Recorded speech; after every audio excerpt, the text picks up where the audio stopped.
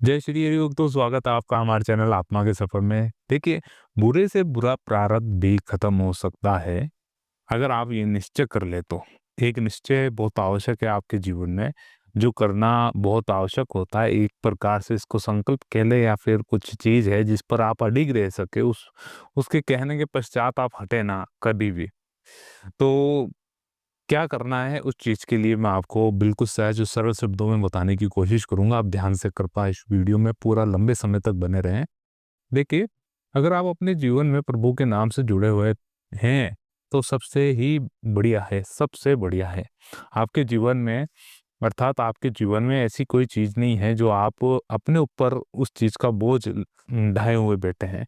अर्थात कहने का मतलब ये है कि सीधे सरल शब्दों में कि आपने किसी चीज का भार अपने ऊपर नहीं रख रखा है।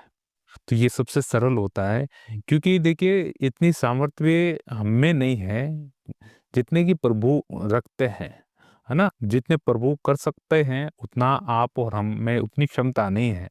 वो करने पे सब चीजें कर सकते हैं, लेकिन आप किसी चीज की जिम्मेदारी ना उठाएं।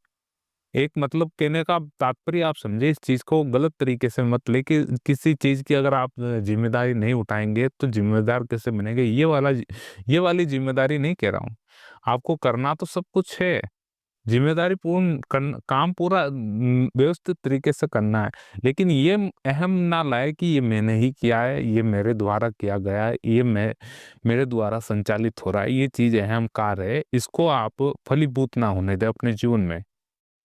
दूसरी चीज कि सबसे इम्पोर्टेंट चीज है कि बुरा प्रारब्ध है, पिछले जन्मों का, पूर्व जन्मों का पाप है, पाप क्रम है, जो बार बार आपके बीच में कहीं ना कहीं जगह ये पांव पसार देता है, बने हुए कार्य को बिगाड़ देता है। तो सरल मार्ग क्या है? देखिए, सरल मार्ग क्या है, ऐसा तो कुछ है नहीं कि इसका कोई एग्जाम होता है। एग्जाम होने के बाद आपको भाई न्यूनतम नंबर इतने लाने और उसको भाई पास करना है एग्जाम को, ऐसा नहीं है इसमें। लेकिन एक चीज है, आप इस चीज को काट सकते हैं, इसको खत्म कर सकते हैं, इसको नष्ट कर सकते हैं। कैसे? वो है आपके द्वारा, आपकी भीतर से और आपकी वाणी से बोला गया प्रभु का नाम। आप निरंतरता से उसको जपते रहते हैं तो ये सामर्थ्य रखता है आपके बुरे से बुरे कर्मों को काटने के। इतनी सामर्थ्य रखता है ये। अब तो इसको किया कैसे जाए? देखिए, करना आसान है। इसको कुछ नहीं करना है, केवल प्रभु का नाम मुख पर लेना है और बोलते जाना है। बोलते जाएं, बोलते जाएं, बोलते जाएं।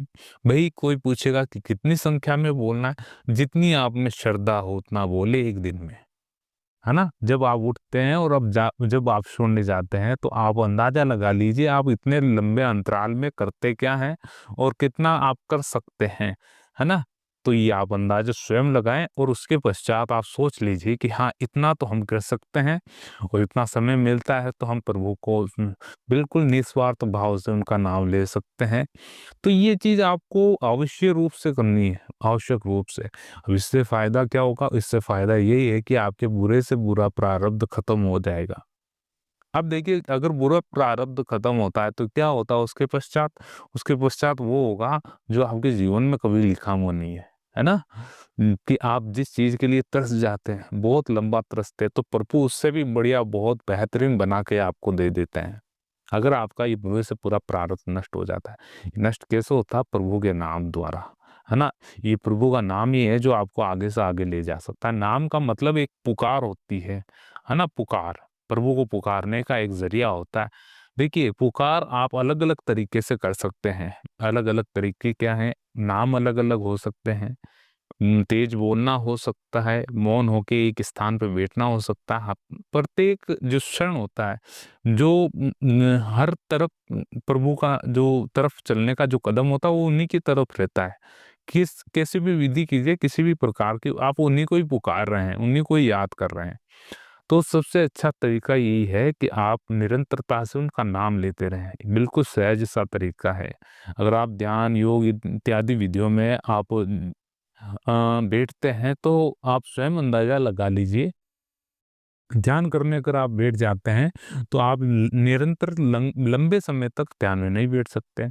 और योग कर सकते हैं। योग बहुत अच्छी चीज़ है। योग आपके आंतरिक शुद्धि बनाए रखती है, मन की अवस्था को स्वस्थ रखती है। इससे होगा ये कि आपके भीतर जो अच्छे विचार उत्पन्न होते रहेंगे और आपको इस मार्ग पर अग्रसर करते रहेंगे। और भक्ति मार्ग सबसे उत्तम है। ज्ञान मार्ग, ज्ञान से अर्जित करना चाहे तो अर्जित कीजिए, लेकिन ज्ञान में अहम आ जाता है कहीं ना कहीं। अर्थात कहने का तात्पर्य ज्ञान मार्ग का ये है कि अगर आप ज्ञान मार्ग में चलते हैं, निरंतरता से अनेकों शास्त्र पढ़ लेते हैं, अनेकों विद्वान, देखिए उच्च कोटि के अगर विद्वान बन जाते हैं तो अधिकांश तो है, अधिकांश थे ज्ञान मार्ग पे चलने वालों को कहीं ना कहीं अहंकार पुष्ट हो जाता है। तो इस मार्ग में भी आप चले, लेकिन शरणागति प्राप्त करके चले अपनी गुरुजन की। दूसरी चीज कि आपको निरंतरता से अपने प्रभु से जुड़े हुए रहना है, निरंतरता से उनका नाम लेना है। वो नाम लेते लेते इतने वर्ष हो जाए और इतना समय हो जाए कि आपको किसी प्रकार का भीतर ये संशय उत्पन्न ना हो अंतिम समय पर, अंतिम अवसर पर, कि नहीं मैंने कुछ कमी रख दी इस मार्ग में। ऐसा संशय उत्पन्न नहीं होना चाहिए। आपको बिल्कुल दृढ़ रखना है अपने आप को कि नहीं, मेरे द्वारा मैंने जितना जीवन व्यतीत किया है उस प्रभु की शरणागति होकर किया, अपने गुरुजन के शरणागति होकर किया है। उनकी कृपा स्वरूप, उनके चरणों के उनके चरणों के उनके चरणों के आशीर्वाद स्वरूप ये कार्य किया है। तो ये काम आपको निरंतरता से करना है और लगातार करना है। अब आप ये देखें कि आप में कितनी लगन है इस मार्ग में आगे जाने की। अर्थात इस मार्ग में चलने वाले कम हैं और तिरस्कार करने वाले, इस पर संशय होने पर, इस पर सवाल उठाने वाले बहुत अधिक मिलेंगे आपको। इसलिए थोड़ा धैर्यवान होकर सहन शक्ति बनाए रखकर इस मार्ग पर चलना पड़ेगा, अन्यथा आप इस मार्ग से भी फिसल सकते हैं। इसलिए कहने का तात्पर्य यही है कि धीरे चलो मगर लंबा चलो, और अंततः आपकी ही जीत होगी। और संघर्ष करते रहें इस मार्ग पर, क्योंकि इस मार्ग पर चलने वाला कभी खाली हाथ कभी नहीं जाता है। ये मान के रखिए आप, खाली हाथ केवल इस संसारिक माया जाल से छुटकर जाता है। अर्थात इस मार्ग में अगर आप कुछ लेके जाते हैं तो प्रभु का नाम है, आप जितना ले सकते हैं उतना ले लीजिए।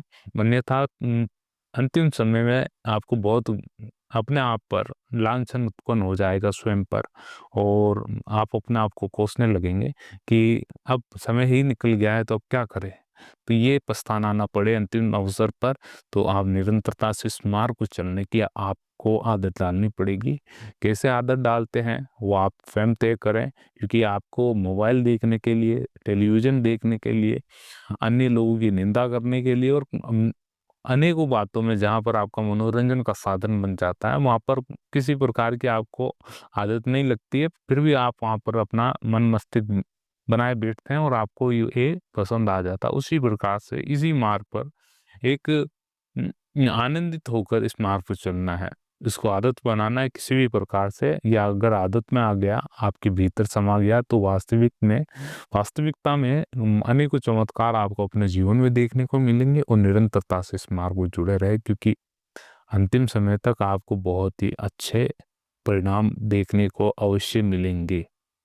तो आपको ये वीडियो कैसा लगा जरूर जानकारी दें। मिलते हैं अगले वीडियो में, जब तक के लिए जय श्री हरि। ओम नमो भगवते वासुदेवाय।